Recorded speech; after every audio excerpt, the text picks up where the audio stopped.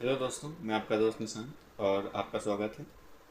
आज हम बात करेंगे OSI मॉडल के बारे में। कंप्यूटर नेटवर्क्स के कैटेगरी में ये हमारा दूसरा वीडियो है। पिछले वीडियो में हमने कम्युनिकेशन मेथड्स और ट्रांसमिशन मेथड्स देखे थे।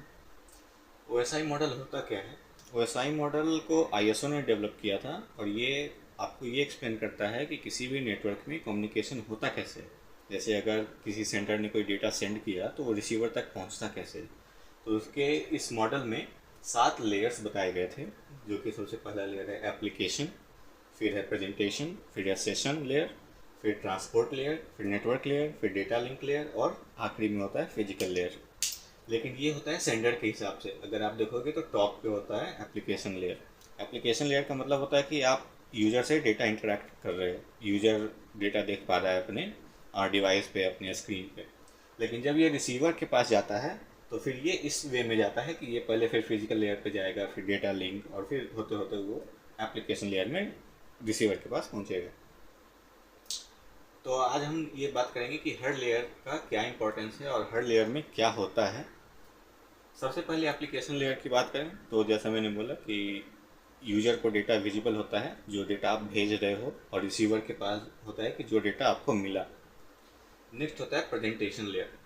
प्रेजेंटेशन लेयर में आप देखोगे तो कन्वर्जन किया जाता है, उसको इंक्रिप्शन किया जाता है। जैसे आपने कोई डेटा भेजा तो उसको एक इंक्रिप्शन एल्गोरिदम से डेटा इंक्रिप्ट किया जाता है ताकि वो सुरक्षित रहे, और जब रिसीवर के एंड पे पहुंचता है ये यहाँ से होके, तो वहाँ पे उसको डिक्रिप्ट किया जाता है। फिर डेटा का कन्वर्जन भी होता है एसकी फॉर्मेट में। अगर आप किसी फॉर्मेट में डेटा भेज रहे हो तो उसको एसकी फॉर्मेट में, ASCII एसकी फॉर्मेट में उसको कन्वर्ट करता है, और यहाँ पे वापस उसको रिवर्स प्रोसेस होता है कि एसकी से वो उस फॉर्मेट में डेटा कन्वर्ट करता है। अगर सेशन लेयर की बात करें तो सेशन लेयर में होता है कि वो कम्युनिकेशन में सेशन का इस्टेब्लिशमेंट करता है, सेशन का मेंटेनेंस करता है। और जैसा हमने पिछले वीडियो में देखा था communication methods like simplex, half duplex या फुल डुप्लेक्स, तो वो डिसाइड करता है कि ये कौन सा कम्युनिकेशन मेथड यूज किया जाना है इस कम्युनिकेशन में। नेक्स्ट होता है ट्रांसपोर्ट लेयर। ट्रांसपोर्ट लेयर क्या करता है? ट्रांसपोर्ट लेयर आपका जो डेटा होता है उसको सेगमेंट्स में डिवाइड कर देता है और उसकी शेड्यूलिंग करता है कि पहले ये डेटा भेजना है, उसके बाद फिर उसके बाद का कौन सा डेटा है, फिर उसके बाद कौन सा डेटा है, उस हिसाब से। यहाँ पे दो प्रोटोकॉल्स होते हैं। जैसे आपको एक TCP और UDP आपने सुना होगा काफ़ी जगह की दो प्रोटोकॉल्स होते हैं। TCP है जो कि सिक्योर होता है, कनेक्शन इस्टेब्लिशमेंट के लिए होता है, और UDP जो कि सिक्योर नहीं होता है। तो वो दोनों प्रोटोकॉल्स यहाँ पे आते हैं ट्रांसपोर्ट लेयर पे। TCP में क्या होता है कि वो 3 वे हैंड शेकिंग करता है। वो सेंडर को डेटा देता है, फिर एक्नॉलेजमेंट लेता है कि डेटा पहुंच गया है आपके पास। उस हिसाब से वो 3 वे हैंड शेकिंग करता है और वो सिक्योर कनेक्शन इस्टेब्लिशमेंट करता है। इस वजह से आप देखोगे कि TCP थोड़ा सा स्लो होता है UDP से, क्योंकि UDP सिक्योर नहीं होता, वो कोई कनेक्शन बनाता नहीं है, कनेक्शन लेस प्रोटोकॉल होता है। इस वजह से वो फास्टर होता है। जहाँ पे आपको सिक्योरिटी चाहिए वहाँ पे वो TCP का यूज किया जाता है। उसके बाद होता है नेटवर्क लेयर।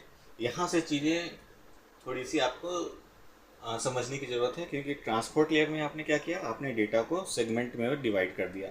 लेकिन नेटवर्क लेयर में आपको IP एड्रेस ऐड करना होता है। जो भी सेगमेंट बन के आया उसमें आप सेंडर और रिसीवर का IP एड्रेस ऐड करते हो। वो काम होता है नेटवर्क लेयर में।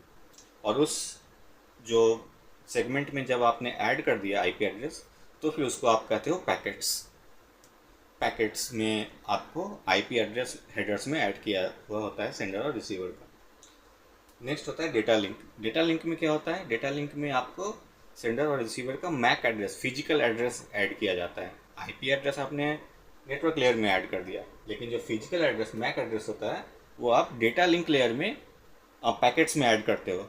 और जब पैकेट्स में आप उसको ऐड करते हो तो वो फ्रेम्स बन जाता है, कि फ्रेम्स में आपको IP एड्रेस भी होता है और फिजिकल मैक एड्रेस भी होता है डिवाइस का, सेंडर और रिसीवर का। उसके बाद फिर वो फिजिकल लेयर में आता है, जहाँ पे आप केबल्स वगैरह होते हैं, या फिर अगर आप देखो तो डेटा को बिट्स में ट्रांसफ़र किया जाता है, फिर उसके बाद फिर वो रिसीवर को भेजा जाता है।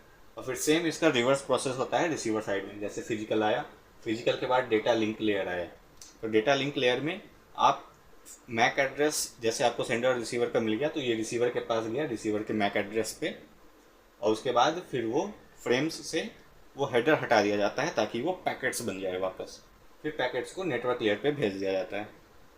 आईपी एड्रेस क्योंकि हमने डाला था यहाँ पे, नेटवर्क लेयर में आईपी एड्रेस था सेंडर और रिसीवर का, तो उस हिसाब से आईपी एड्रेस से नेटवर्क लेयर में वो पहुँच जाता है, और उसके बाद फिर हम उसको हटा देते हैं ताकि वो ट्रांसपोर्ट लेयर पे जा सके। तो ये प्रोसेस होता है कि आपने सेंडर को यहाँ भेजा, काफ़ी चीज़ होती है, हर लेयर में कुछ ना कुछ ऐड किया जाता है, या इंक्रिप्शन डिसाइड किया जाता है, या कम्युनिकेशन मेथड डिसाइड किया जाता है, और इस वे में वो रिसीवर के पास पहुँच जाता है। अब हम बात करते हैं कि किस लेयर में, जैसे कि नेटवर्क लेयर हो गया या डेटा लिंक लेयर हो गया, तो कहाँ पे कौन से डिवाइसेस काम करते हैं। अगर आप नेटवर्क लेयर की बात करो तो जो आपके जो राउटर्स होते हैं ना, जैसे आप नेटवर्क समझते होगे तो एक होता है कि राउटर से आपने कहीं कनेक्ट किया हुआ है अपने एंड पॉइंट पे, और वो उस राउटर से आप इंटरनेट, पब्लिक इंटरनेट पे कनेक्ट कर रहे हो, तो वो राउटर्स यूज होता है नेटवर्क लेयर पे। अब मैंने पिछले वीडियो में आपको स्विच और हब के बारे में बताया था।